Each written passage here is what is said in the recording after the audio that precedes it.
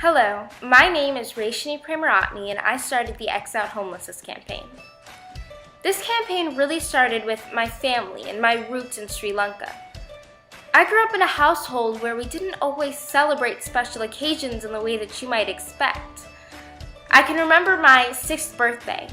We were in Sri Lanka and instead of exchanging gifts, my parents bought my sisters and I packets of food and we took them all down to the local homeless shelter. But in the suburbs of Richmond, I didn't see the same homelessness that I saw in Sri Lanka, so I assumed it didn't exist. But when I was 8 years old, a drive through the city for an evening performance of the Richmond Ballet showed me that I was very wrong. From that day on, I wanted to know more. After doing some research, I soon learned that homelessness was actually a growing problem in Richmond. In fact, I learned that almost 10% of homeless people in Richmond also have children living on the streets with them. And yet, between my friends and family, no one seemed to be talking about this. I thought about my experience in Sri Lanka and decided that we could do better here.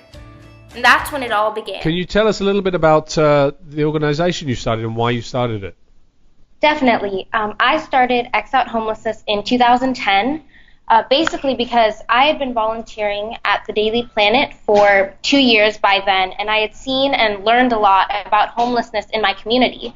And then when I returned to school, I learned that a lot of my peers didn't necessarily have the same foundation of learning that I did and weren't as exposed to it as I had been. So I wanted to basically raise awareness in my community and inform them of this issue that's not only occurring in Richmond, but all around the world and all around the United States.